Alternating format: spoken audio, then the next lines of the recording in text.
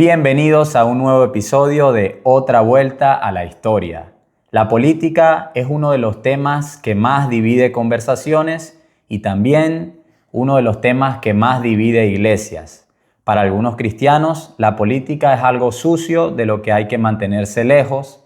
Para otros, la política es casi la solución a todos los problemas. Entonces, la pregunta que nos surge de todo esto no es si un cristiano puede participar en la política, sino más bien cómo hacerlo sin perder el evangelio, sin perder el amor al prójimo y sin perder de vista dónde está puesta realmente nuestra esperanza. Porque algo es claro y es que Jesús no nos llamó a huir del mundo, pero tampoco a poner nuestra fe en él. ¿Qué tal, Rodrigo? ¿Qué tal, Moisés? ¿Cómo están? La verdad es un tema controversial, muy polémico, pero bueno, nosotros somos políticos también, porque cada uno de nosotros hace bien en común por la población. El término política, la descripción de la palabra, significa el bien común de las personas. Esto viene de la palabra griega. En un sentido, nosotros los cristianos también hacemos política porque tendemos a cambiar y con el mensaje de Cristo, ¿no? Estamos llevando un mensaje que es eterno, ¿no? Doy un ejemplo de los dos extremos. Por ejemplo, si un pastor se sube al púlpito y empieza a decir a qué candidato hay que elegir, estaría mal. Y también estaría mal por aquel que diga, no, yo no me meto en política porque eso es del mundo y solamente hay que predicar el evangelio. Los dos están mal y vamos a ver ahora que hubo hombres que están en la Biblia que han hecho política, que han sido gobernadores, han sido reyes, han influenciado mucho y han salvado pueblos. También vamos a ver hombres de nuestra época que también han sido ejemplos para nosotros porque han transformado vidas, por ejemplo, sacado de la esclavitud a muchas personas. Y bueno, vamos a ver y vamos a empezar con más preguntas. Claro, bueno, comenzabas diciendo, Rodri, que hay dos extremos o dos errores comunes en la política, ¿no? Si bien, por un lado, tenemos los que dicen que el cristiano o los cristianos no deben meterse en política, y ese es un pensamiento que puede sonar espiritual, pero que creo está desconectado de la realidad, porque se escuchan algunas frases como solamente hay que orar, solamente hay que esperar a Cristo, la política siempre corrompe, y si bien por un lado es cierto, es verdad, también tenemos algunos pasajes, como me gustaría leerlos, Jeremías capítulo 29, verso 7, que dice: y busquen el bienestar de la ciudad a donde los he desterrados, y rueguen o oren al Señor por ella, porque en su bienestar tendrán bienestar. O sea, ahí Dios, Jehová, le está diciendo a su pueblo, Israel, que estaba en el exilio, no se encierren, no se aíslen, involúcrense justamente por el bien común. Entonces también un pasaje en Mateo capítulo 5, Jesús decía, ustedes son la sal de la tierra, pero si la sal se ha vuelto insípida, ¿con qué se hará salada otra vez? Ya no sirve para nada, sino para ser echada fuera y pisoteada por los hombres. Ustedes son la luz del mundo, una ciudad situada sobre este monte, no se puede ocultar ni se enciende una lámpara y se pone debajo de una vasija, sino sobre el candelero y alumbra a todos los que están en casa. Así brille la luz de ustedes delante de los hombres para que vean sus buenas acciones y glorifiquen al Padre o a su Padre que está en los cielos. Allí lo vemos nuevamente. La sal no sirve si se guarda en un frasco y la luz de igual manera no cumple su función si se esconde. Entonces este extremo, lo malo es que termina produciendo una indiferencia ante las injusticias, una desconexión ante el sufrimiento y una fe privada que no tiene ningún impacto real. Sí, es como si nos encerraban en nuestra habitación y no nos quisiéramos ir al mundo o vivir en el desierto. Claro, y por otro lado, que vos mencionabas también, el otro extremo que prácticamente dice como si la política es la salvación. Eso quizás es algo más sutil, pero es cuando vemos que se defiende una ideología con más pasión que inclusive el mismo evangelio. Cuando se comienza a justificar el pecado porque es por una buena causa o por el partido. Y entonces el que piensa diferente también es tildado como enemigo.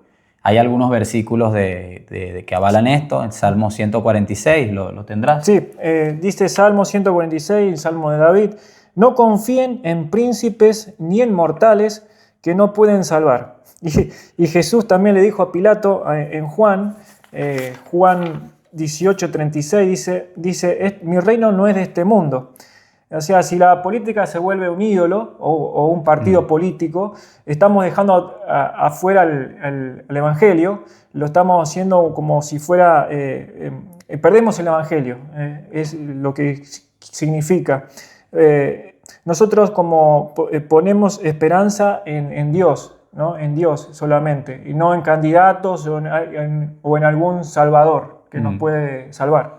Claro, porque la política puede ordenar, puede traer orden a una sociedad, pero no puede transformar y regenerar el corazón. Es algo que hemos dicho en casi todos los episodios. Solamente Cristo, a través del Evangelio, puede hacer esta obra.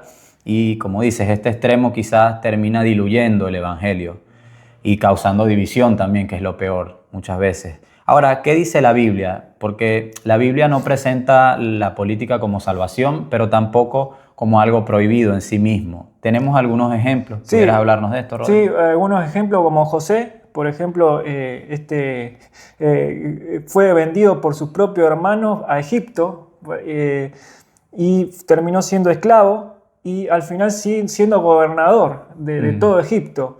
Salvó de una hambruna y a toda la nación y también a su propia familia. La influencia que tuvo José en todo Egipto es extraordinaria, es tremenda. Después otros fue Daniel, que fue un alto funcionario del gobernador de Babilonia, el rey de Babilonia, perdón.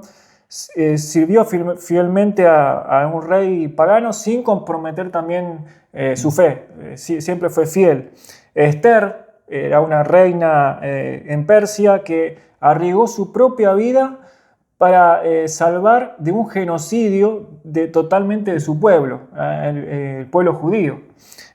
También otro, Nehemías, que era copero del rey, era como si fuera el administrador o primer ministro del rey.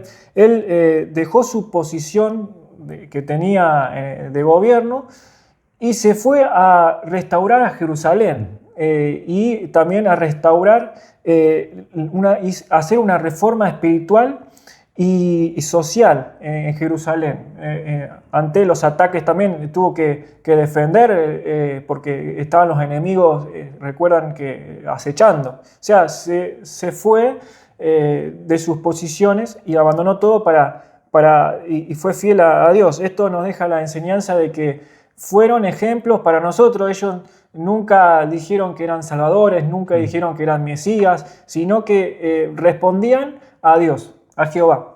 Claro, y bueno, pueden profundizar más en cada uno de sus libros, pero es cierto que ninguno de ellos usó su fe o negó, mejor dicho, su fe para gobernar, ni tampoco actuaron con injusticia. Entonces hay unos versículos también en Romanos 13, versículo 1, dice: sométase toda persona a las autoridades que gobiernan, porque no hay autoridad sino de parte de Dios, y las que existen por Dios son constituidas. También Primera de Timoteo 2, capítulo 2, versículos del 1 al 4, dice: exhorto pues ante todo que se hagan plegarias, oraciones, peticiones, acciones de gracias por todos los hombres, por los reyes y por todos los que están en autoridad, para que podamos vivir una vida tranquila y sosegada con toda piedad y dignidad, porque esto es bueno y agradable delante de Dios nuestro Salvador, el cual quiere que todos los hombres sean salvos y vengan al conocimiento de la verdad. O sea, allí Pablo como si estuviera conectando lo que es el gobierno con la paz social y también con la expansión del Evangelio. Porque, Rodri, ¿será que podemos decir o afirmar que el hecho de que haya mejores gobernantes, eso abre las puertas a la predicación del Evangelio? Sí, totalmente. Hay una libertad religiosa y eso también hace expandir el Evangelio. Pero también hay que recordar que hubo momentos de persecución donde la Biblia se expandió igualmente. Hay que recordar también en eso. Esto no queremos decir que vamos a vivir mejor, ¿no? Pero sí, totalmente de acuerdo. Otro que influenció, y creo que el que más influenció en la historia, fue Jesucristo. Vamos a decir algo. En todo sistema político o partido político si alguien mueve mucha masa, si es un reconocido que mueve gente, van a tratar de comprarlo o tratar de negociar. En un momento Jesucristo estaba por Jerusalén y vinieron dos grupos extremos que estaban peleados, que eran los fariseos y los herodianos, que se odiaban. Pero en este momento se juntaron porque como que no lo podían comprar, intentaron destruirlo a Jesús. Y le pusieron una trampa con una pregunta que es una de las preguntas que ha quedado para la historia. Y la frase de Jesús es una de las frases que más malinterpretada actualmente, que fue la pregunta de la moneda del César. Dar a César lo que es de César y a Dios lo que es de Dios. Los herodianos, estas preguntas que le hicieron para ponerle una trampa, ¿qué es lo que significa? No significa... Jesús con esta respuesta da que no hay una división entre Estado y la Iglesia. Estamos diciendo, Jesús quería decir que César era el emperador romano, Israel tenía que pagar impuestos porque César era el que custodiaba todo y ponía orden a esa ciudad. Entonces los ciudadanos tendrían que pagar el impuesto, tenían que someterse, y como nosotros tenemos que someternos a los gobiernos puestos por Dios, ante ellos, porque ellos son los que ponen en orden y también hacen las leyes y hay que cumplirlas. Pero también hay otra cuestión que cuando dice dar a Dios lo que es de Dios, significa que nosotros debemos someternos ante Dios.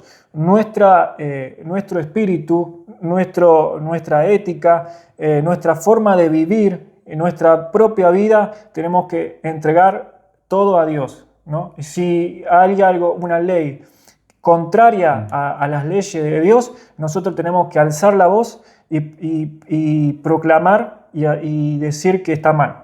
Claro, entonces es inevitable, y lo vemos en esas palabras de Jesús, que reconoce que hay sistemas humanos con autoridades y normas y que debemos respetar las leyes, pero como afirmabas recién, mientras no contradigan la palabra de Dios, ¿no? Y vemos en Jesús que su lealtad no fue partidaria. Él fue leal a la verdad de Dios, y eso es algo que incomodó en el pasado y también incomoda hoy día, ¿no? Por la verdad murió Cristo. Ahora, ¿cómo hacer política? O sea, ¿qué es realmente hacer política? Porque muchas veces lo reducimos a partidos políticos, a campañas, elecciones, pero en realidad la política, creo que comenzabas mencionándolo en su sentido más amplio, es buscar el bien común, el bien de la sociedad. Por ejemplo, un docente formando con valores, un médico sirviendo con integridad, un ciudadano comprometido con el bien común, también están haciendo política. O sea, no todo es militancia partidaria. Hay forma de hacer política desde lo cotidiano, desde las experiencias personales de cada uno, y eso es algo importante resaltarlo, y también mencionar que no podemos espiritualizarlo todo. Vivimos en un mundo caído, en un sistema imperfecto, donde a veces toca, como dicen, bancarnos, por así decirlo, esa realidad. A veces en cuanto a elecciones, cuando hay candidatos, a veces toca votar por el menos peor, hay que decirlo, pero todo esto sin dejar de ser fiel a Dios. Sí, es lo que debemos ser un cristiano, ¿no? Lo que tienen que ser. Hay ejemplos de cristianos históricos que también nos inspiran, porque han cambiado la realidad de muchos cristianos. William Wilberforce, un hombre que nació en el año 1759 hasta el año 1833, fue un evangélico convencido parlamentario británico. ¿Qué hizo? Luchó por más de 20 años hasta lograr la abolición del comercio de esclavos en Inglaterra y después en todo el mundo, en el año 1833. Lo hizo impulsado por su fe en que todo ser humano es imagen de Dios, ¿no? Es realmente muy importante lo que hizo Wilberforce. Abraham Kuyper, otro teólogo reformado, el año 1920, primer ministro de los Países Bajos, fundó una universidad cristiana y defendió que no hay ni un centímetro cuadrado en toda la existencia sobre el cual Cristo no clame mío es. Ahí vemos la soberanía de Dios, cómo creía estos hombres. Otro muy reconocido en Estados Unidos, Martin Luther King Jr., fue un pastor bautista que usó el lenguaje del Sermón del Monte de los profetas Amós e Isaías para luchar por los derechos civiles de los negros sin usar la violencia. Otro también, pastor alemán, Dietrich Bonhoeffer, se opuso valientemente al nazismo, donde él guardó a muchos de los judíos que estaban perseguidos en esa época y fue muerto. Él fue muy ferviente en su oración, en su muerte en la horca. Él se arrodilló antes de morir, hizo una oración dándole gracias a Dios por todo lo que él había hecho. Realmente muy valiente fue Bonhoeffer y bueno, murió por resistir un régimen diabólico como es el nazismo. Y bueno, John Newton, un cristiano, ex traficante de esclavos, él llevaba esclavos en sus barcos, pero se convirtió y fue mentor espiritual de Wilberforce, el que habíamos hablado primeramente, y autor de Sublime Gracia. Claro, indirectamente participó, podríamos decir, en la política, porque si uno se pregunta, ¿no? Si un cristiano puede influir en el arte, en la ciencia, en muchas otras áreas, ¿por qué no en la política? Hay unos pasajes, por ejemplo, en Colosenses, capítulo 1, verso 16, dice: porque en él fueron creadas todas las cosas, tanto en los cielos como en la tierra, visibles e invisibles, ya sean tronos, dominios o poderes, autoridades. Todo ha sido creado por medio de él, de Cristo, y para él. También 1 Corintios capítulo 10, verso 31 dice: entonces, ya sea que coman, que beban o que hagan cualquier otra cosa, háganlo todo para la gloria de Dios. Y ahí está, hagan todo para la gloria de Dios. O sea, la política o hacer política no es un mandato, pero tampoco es un pecado en sí mismo. Y nadie cuestiona hoy que un cristiano sea médico, artista, científico, que sea de influencia en cualquier otra área. O sea, pudiéramos decir que el problema no es el ámbito o la circunstancia o el entorno, sino más bien el corazón de cada persona. Porque la política no es más peligrosa que estos otros espacios, aunque quizás sí la persona está más expuesta o es más visible cuando está en política. Ahora, el mandato, Rodrigo, ¿es retirarnos del mundo o redimirlo? Bueno, nosotros como somos seres creados por Dios y pertenecemos al reino de Dios, pertenecemos aunque estemos aquí en la tierra, nosotros tenemos deberes, vivimos en comunidad, entonces tenemos que hacer el bien por la otra persona, por la comunidad. Entonces, siempre dependiendo de todo lo que Dios hay que administrar responsablemente, como en Génesis 1:28, cuando Dios le dio a los hombres de fructificar y someter, llenar la tierra. Y bueno, tenemos que ser cuidadosos también y conscientes si no queremos meter en algún partido político, porque si el partido político está en contra de nuestros valores, no podemos meternos. Si el partido político, por ejemplo, no está en contra del aborto, no está en contra de la ideología de género, si va en contra de la familia, si apoya la unión de no en relación homosexual, nosotros tenemos que ser conscientes que no está dentro de los valores cristianos, ¿no? Y no podemos meternos estamos ahí rechazando la Biblia y bueno, y si no estamos tampoco y no alzamos la voz ante la injusticia y ante la corrupción. Claro, y Cristo decía, ¿no? en esa oración intercesora en Juan 17:15, no te pido que los saques del mundo, sino que los guardes del mal o del maligno. Y si mencionabas también Génesis 1:28, que habla de ese mandato cultural de administrar y gobernar, porque Cristo no vino a abandonar la creación, sino a redimirla. Y si bien es cierto que no todo será restaurado hasta su venida, hasta su regreso en gloria, pero eso no quiere decir que nos llame a vivir en indiferencia. O sea, siempre tenemos que vivir en esa tensión entre esa esperanza futura y gloriosa y esa responsabilidad presente que todos tenemos. Algunos teólogos han dicho, vivimos en ese sí o en ese ya, pero todavía no, todavía falta.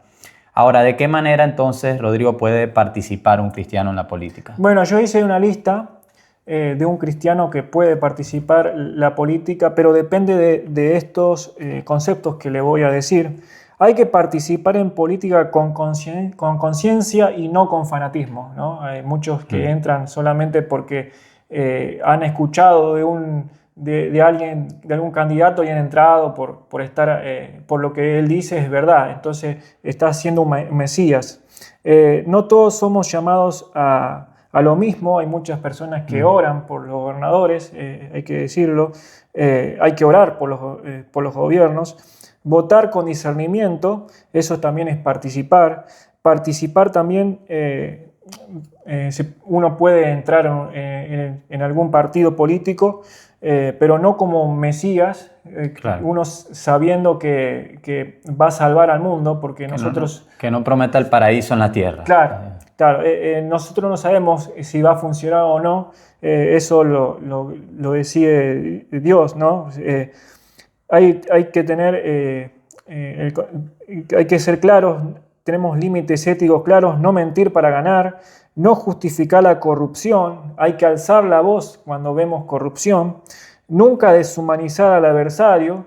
He escuchado palabras que ofenden, por ejemplo, cucas, gorilas, monos, imperialistas. Estas palabras deshumanizan al contrario. Por más que sea adversario, no podemos deshumanizar. Eso no es de alguien cristiano. Esto es también no tomar a Dios en vano. Y bueno, después te quisiera mencionar un versículo, cómo debemos ser. Miqueas 6:8 dice que debemos practicar la justicia, amar la misericordia y caminar humildemente con Dios. Son límites éticos claros que un cristiano debe llevar aún en la política. Qué buen pasaje ese, ¿no? O sea, el llamado sigue siendo a ser testigo, no cómplice, no perdiendo esa voz profética que tenemos, ¿no? Ahora, a veces nos toca también hablar aunque nadie escuche, como los profetas Jeremías, Ezequiel y tantos otros, pero recordemos que la fidelidad de Dios no depende del éxito, sino de la obediencia. Ahora, ¿qué rol entonces no debe ocupar la política en la iglesia? Esto creo que es clave también mencionar que el púlpito no debe ser una tribuna partidaria. La iglesia no forma militantes y el evangelio no se adapta a ideologías. Justamente dice 1 Corintios capítulo 1, verso 10, dice: les ruego, hermanos, por el nombre de nuestro Señor Jesucristo, que todos se pongan de acuerdo y que no haya divisiones entre ustedes, sino que estén enteramente unidos en un mismo sentir y en un mismo parecer. O sea, la iglesia forma conciencias y no solamente listas electorales, pudiéramos decir. Ahora, Rodrigo, ¿cómo pudiéramos cerrar este programa? Yo creo que hay que ser consciente, primero pensar dónde estamos. Los partidos políticos tienen su propio modo de llevar y modo de carrera. Nosotros no podemos perder el evangelio, no podemos decir y abandonar todo, y por eso hay que analizar bien, hay que ser conscientes y siempre pensando en los demás, por el bien común de las personas. Hay una frase que decía: el pan que falta en la mesa muchas veces alguien se lo está quedando, ¿no? O sea, siempre va a haber injusticia, corrupción y pobreza. Es una realidad, no solamente un dato social, pero como ya hemos dicho, frente a todas las injusticias no estamos llamados a ser indiferentes. Y por un lado vemos que la política no salva a nadie, la política, pero tampoco debemos pensar que es irrelevante. No podemos absolutizar la política, pudiéramos decir, pero tampoco es un terreno que se debe abandonar. Creo que se puede influenciar también desde allí, participando, como vos mencionaste, de acuerdo a ese listado, con humildad, con conciencia y recordando sobre todo que nuestra esperanza no está puesta en ningún político, en ningún hombre, en ningún sistema, sino en un rey que ya gobierna, Amén. Jesucristo. Ahora, la política, pudiéramos decir también que se vuelve peligrosa cuando viene a definir nuestra identidad, cuando viene a reemplazar nuestra esperanza y sobre todo cuando, que es algo que vemos mucho hoy en día, cuando nos permite odiar al prójimo o al que no piense diferente. Hay una frase de Agustín de Hipona, dijo esto: los cristianos son los mejores ciudadanos porque sirven a un rey que no compite con los reyes de la tierra, sino que los juzga. Nosotros tenemos un gran rey, rey de reyes. Él sabe todas las cosas y Él va a juzgar por los hechos que hemos hecho en la tierra. A los gobernantes y a los ciudadanos y a nosotros los cristianos. ¿No? Como fieles hijos de Dios debemos estar en oración, orar por nuestro gobernante, orar por lo que vamos a hacer, porque Él nos da el Espíritu Santo, porque en cualquier momento, en cualquier decisión, siempre debemos ponerlo a las manos y a los pies de Jesucristo. Amén. Y como dice Filipenses 3:20, porque nuestra ciudadanía está en los cielos, de donde también ansiosamente esperamos a un Salvador, el Señor Amén. Jesucristo. O sea, nuestra ciudadanía está en los cielos, es algo supremo, y eso debe ordenar todas las demás cosas, como la política, y también enseñarnos desde allí a vivir responsablemente acá. Amén. Así que ha sido todo por hoy, por este programa. Nos despedimos, agradeciéndoles una vez más por acompañarnos hasta este episodio y nos veremos la próxima. Bendiciones. Bendiciones.